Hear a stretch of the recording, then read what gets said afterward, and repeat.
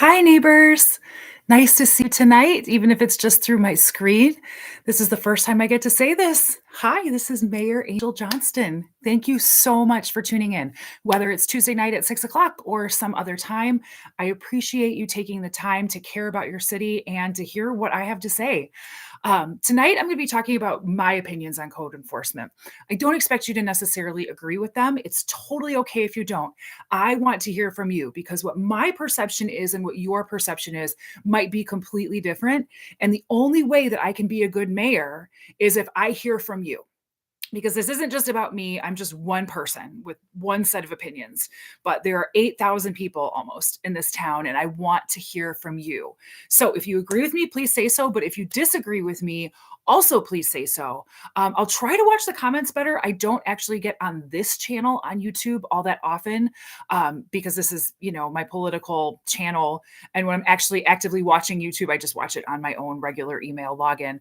But I'm going to get better about checking comments and to this point, I haven't really had that many, but you can also, which I really hope you do instead of just commenting on YouTube, is that you can email me at mayor@threeriversmi.org. That's really the best place to go to get my attention and to give me something to forward to the rest of the commission and to our city manager and have him disperse to whichever departments are necessary. And that's for this subject or anything else.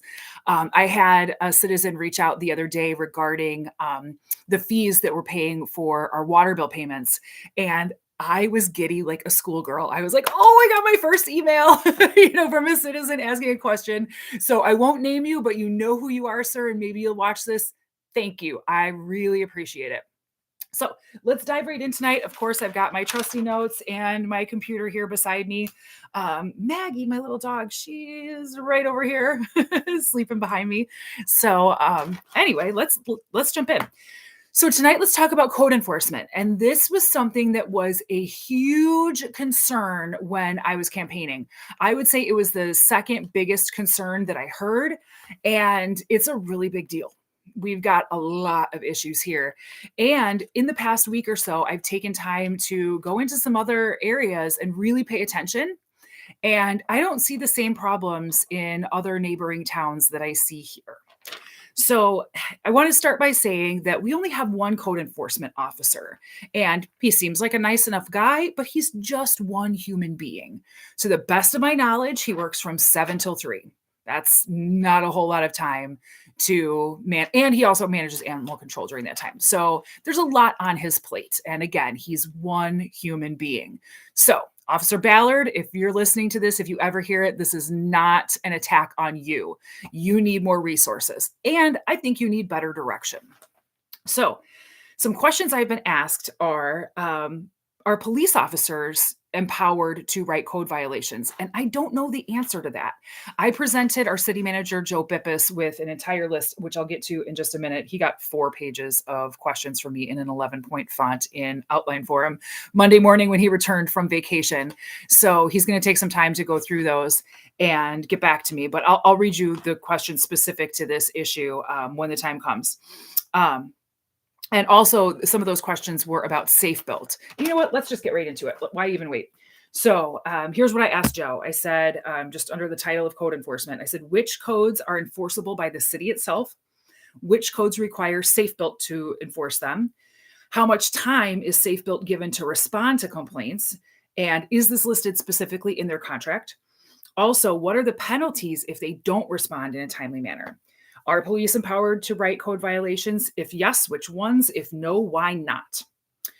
So those are the questions that I have that I'm waiting for the answers back on. And the reason I even know that Safe Built is involved, and I've talked about this on other videos, is that the summer after I moved in here, somebody put a travel trailer in the backyard behind me. And I have a beautiful backyard, and that area is beautiful, and there's 2 open lots behind it. It was a huge selling point for my house. When you walk in my front door, I have a giant window to the back, and as soon as I saw that picture on the real estate ad, I was like, "That's my house. I want that house." And the house itself that sits behind me is cute. It's just this cute little house, right? So when the travel trailer went in there, it was a single woman living there, and I was like, "Okay, times are tough. I'll keep my mouth closed. It's not the worst thing in the world, right? Well, I very quickly realized that it appeared that she was selling drugs out of this trailer. People would come and go. People who were clearly intoxicated out of their minds would be standing in line in the backyard, wandering through my yard, completely blank faced. There was one guy who walked so close to my deck while my friend and I were sitting there. We were just, our jaws were on the table that I could have knocked the hat off his head, and he didn't even know we were there. So yes, I started complaining. I actually went to my predecessor, Tom Lowry, personally, and went to the bookstore to meet him and said, "Hey, here's what's going on." Told him basically what I just told you. And he said, "Oh, okay, I'll look into it. I'll take care of it." Never happened. So I started going to city commission meetings, telling them what was going on, and nothing happened, and nothing happened, and nothing happened, and nothing happened. And finally, at some point, I ended up talking with Chief Bowling, and he was saying, "Well, we got to let Safe Built do their thing." And I'm like, "Safe Built? Who the heck is Safe Built? Like, aren't they the inspection people?" "Yep, well, they enforce some of our codes too." So it took quite a long time for them to move through the process. Now, was that all Safe Built's fault? I have no idea. As a citizen, I was not kept informed, and that was aggravating as heck. I think that my commissioners should have been getting in touch with me. Everybody at City Hall had my phone number at that point. And obviously, you say your name and address, so they knew where I lived. Nobody ever followed up. Nobody had a word to say. It was just like, "Okay, you came and told us your problem. Big deal," which is one of the reasons I ran for mayor, because I don't want you to go through that. So anyway, I don't know which ones Safe Built enforces, but when I find out, believe me, the public will be the first to know. So what do I think we need to do? I think what we need to do is, first of all, a giant assessment. One of the other questions that I asked City Manager Bippus was, what CRM do we use to track service tickets? A CRM is I think, customer management system. It's basically just a tracking tool to track. It's something that lots of businesses use. I use one. I love the system called Zendesk. It's my favorite, really user friendly. And when I get a service ticket at my job, we now use a different system, but it's very similar. It comes in, it's tied to a person, it's tied to an address. You can email people back and forth through it. You can communicate with the rest of your crew, and you have just this really nice log of, as long as you put in the information, of everything you've done. So if I get a ticket at my job for John Smith, and I work in tech, let's say his TV doesn't work, broken TV, John Smith, 123 Main Street. I reach out, "Hi, John, it's Angel from my company. I heard about your TV being broken. We can come out on this day or that day." He can reply back to me. Then I can say, "Oh, okay, it sounds like he needs a new remote control." Then I just the person who handles the parts, at Jen, "We need a new remote control for Bob Smith," or whoever. And there's this trail so that you can see every time somebody interacted with this ticket, and you can track what has happened, and you can look back, and because nobody's going to be able to keep everything in their head. I mean, I deal with thousands of clients, but it's not 8,000. There's no way I could keep track of everybody who needed something done, but I can go right back to that ticket and say, "Oh, so-and-so needed a new remote on this day. Oh, it's been like 2 days. We need to get back to this guy." I think the city should have a very similar system so that we can always track things and we know whether or not we're keeping up with our requests. So that was one of the things I asked. Is it user friendly for these folks? Which one is it? Are we happy with it? What can we do? I want to make sure we have a system and it's not just a list of things and people and stuff wherever. So I think we need to do a giant assessment, use a CRM, track what's going on. And I think this should be citizen led. Officer Ballard should have to be a part of it. If possible, the rest of our police force. For example, there's a house not far from me, and the police are there quite often, unfortunately, for a multitude of reasons. They keep bags and bags and bags of trash, sometimes chest high or neck high, on their front deck. For quite a while, their side door deck was just completely full of trash. Had there been a fire, I don't know how the fire department could have gotten in. Because they would have had to throw all these bags of trash off. So it was a hazard for the people there, a terrible hazard otherwise. Their trash is always overflowing at the street. Sometimes they leave their garbage can out just perpetually. I actually found out who their landlords were and called their landlords. and let them know, hey, this is what's going on. There's trash all over the yard pretty consistently. Quite often the house smells really bad in the summer, and I don't live that far away from it. So if I'm sitting outside, I get to smell this house. With the police there pretty regularly, how come they're not getting violations? Now, if it's not the police officer's job to write those violations, they should have access to the CRM system to be able to put in a ticket and say, garbage all over the place at this address, and send it off to the right people. So it doesn't have to be difficult. It's 2025. There are systems out there to make this easy. So again, we need to do an assessment. Every street, figure out which violations are happening, where, and then we need to rank them. And again, this is just my opinion. I'm very interested in hearing yours. But if we can rank from the really disgusting violations, things that are public health hazards, things like garbage all over the place, where animals are getting into it, things like that, all the way down to just the little things that people probably don't even realize are violations, we can start to attack things from the worst to the least. And I think that as we start to attack the bigger stuff, the things that are public health issues, word's going to start getting around that we're doing code enforcement, and at least the smaller things, people might just take care of on their own. I think that when you clean up an area, everybody does a little better. I mean, as I only owned my home a handful of years, but I can tell you that, on a Saturday morning when I start to hear lawnmowers, I'm like, okay, I got to go and, mow my lawn. It's that peer pressure basically. And there's a landlord in town that I talk to sometimes, and he's purchased lots of different homes. And he talks about how good it feels when he purchases a really rundown home and fixes it up. And he starts to see other people doing the same thing, fixing up their own homes. And that's the kind of pride of place and hometown pride and pride in our own homes themselves that I think we need to cultivate here. And it's pretty easy, I think, for even a really good person to leave a little bit of trash in their yard, somebody who would normally pick that up when the house next door to them is full of it. So I want us to inspire people to do better.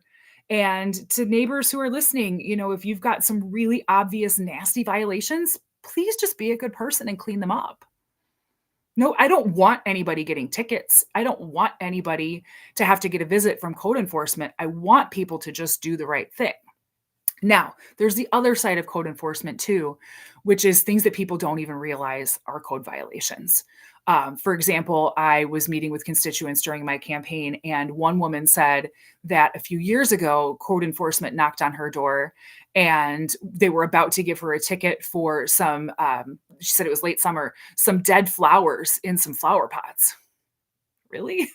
Like, those are the fish we're frying? Dead flowers in flower pots? Like, it was a hot summer. She forgot to water them. They died. Big deal. We've got trash piling up in so many different locations. Like, let's fry the biggest fish first, right? So that's what I think we should do. I think we start with the worst, we work backwards. And also, I think that we need to, as a city, make a bunch of announcements and say, look, we're going to do maybe, for example, an amnesty program for the next couple of months for anything that's not a public health hazard. And maybe we go around and write warnings. Okay. Give people a chance to clean it up. Sadly, it's winter. We're about to get a great big snowstorm.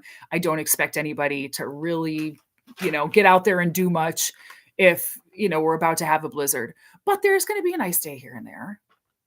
So I think an amnesty program for a while would be a really smart idea. And as we get the really terrible stuff taken care of, the things that don't deserve amnesty or that are so just disgusting and egregious that they're public health hazards, once those start to get cleaned up, I think we're going to have that pride come back. And I think people will just take it upon themselves. So it's my hope, fingers crossed, that by the time the amnesty period is up, we're looking at, minimal violations or ones that people don't even know are violations. Now that leads me to the next thing. Years ago, I believe it was 2012 or 2013, I'm not sure. I went to a city commission meeting, and one of the first things they were discussing was that they had just done like a line by line review of all the ordinances. And I thought, oh goodness, there's definitely one that they need to work on. I jumped up for public comment, and this was the massage ordinance. At the time, I think I was still in school to be a massage therapist. And when I came to City Hall to actually get the ordinance, I remember it was Lindsay Oswald, who was our clerk at the time. And she was so nice, but she said to me, she's like, "Oh, they're quite archaic." She's like, "You're not going to like them." And when I read the ordinances, it was really just an anti-prostitution ordinance. It had nothing to do with actual massage therapists. Now, I went to school for a year. I busted my butt. I learned the anatomy of the inner ear and a million things I would never need to massage someone, because the programs are really rigorous. No legitimate massage therapist, working at a clinic or even, working at just a massage spa is going to be engaging in prostitution, right? So we're punishing the people who are doing things the right way. And there were some really crazy things, like you can't lock a door behind you, can't work from home, can't work in anybody else's home. And that was going to be the basis of my business, was working with elderly people, people who had serious injuries. And that all stemmed from my own bad back, where I remember the first time I went for massage therapy, I cried the whole time trying to get there because I had to get up and get dressed and then try to get in the car and then try to drive somewhere and then try to get out of the car and park, and into the clinic. And it was horrible. And I wanted to save people those problems. At the time, oh goodness, I'm trying to think of her last name, Reverend Diane something. Oh goodness, please forgive me. I think she's passed away, so she can hear me. Please forgive me that I don't remember your last name at the moment. But when I stood up to speak that night, she was shocked that, massage therapists couldn't work in homes. And she said something about, "Well, I guess that makes me the John." And I joked back and I said, "Well, actually, I think it makes you the Jane." And everyone had a good laugh. That night, I also got to explain what a perineum is to our former city attorney, Mr. O'Malley. He and former Mayor Lowry turned about the brightest shade of red, because that's something in our ordinance that a massage therapist cannot show her client.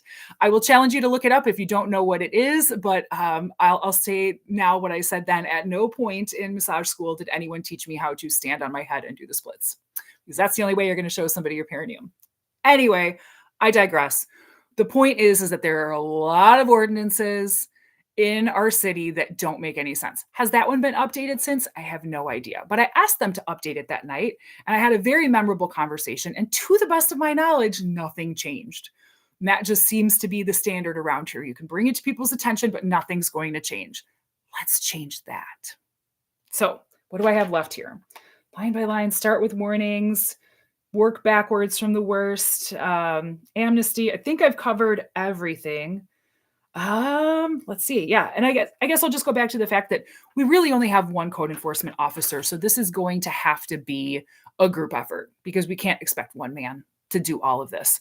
But if he starts with the worst of the worst and focuses right there and puts a whole bunch of effort into getting the really nasty stuff cleaned up, I think a lot of the rest of it is going to be okay all on its own. I think by spring, we're going to have a different community. I'm going to work really hard to put together a big spring cleanup. And I think that would be a great time to have neighbors talking to each other and, volunteering a little of their own time to be a good neighbor and just say, "Hey, it looks like you might need some help over here. What are you doing Saturday morning? How about if I swing by?" And if we do that for each other, number one, our community is going to be better off because it's going to look more beautiful. Number two, I bet you everybody's going to make a new friend.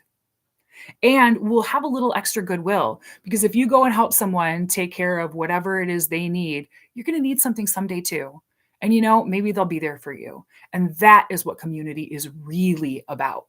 So, what can we do in the meantime? I would say to please start emailing me your code violations that you know of, the really bad stuff that you see, or if you have a question. I won't necessarily be able to answer the question myself, but I'll get it to the right people, which is basically just sending it to Joe Bippus and having him, send it out to whoever it needs to go to. But please email me so that I can help track this. We don't have a CRM yet that I know of, or if we do, I don't have access to it. But I'm really good at following up. That's why I do the job that I do. So I will have a little email folder put together, code violations, ordinance enforcement, whatever I call it. And I'm going to keep poking the powers that be until we get a resolution. And in turn, I will learn and you will learn because I'll share with you how this process works. And then we educate the public, we educate the new mayor, which I'm all about, and we start to put together an idea of how to make this better in general and how to stop things from getting to be as bad as they are. That is what I'm all about. I want us working together. As I keep saying, we have to write the next chapter together. So get your pens, everybody. We've got a lot of work to do. So again, you can drop some comments here if you'd like, but please email me. It's mayor at threeriversmi.org. And I check the email every day. Sometimes I might not on Sundays because everybody needs a little break. But I promise to get back to you. Even if I just get back to you to say, hey, I'm passing this along, I'll get back to you soon. I will acknowledge you. I will let you know that you are important and that your issue matters, and I will take care of it. And even if it's been a couple, 2, 3, 4 days, I might just email you back and say, hey, I poked so and so. That's something I do for work all the time.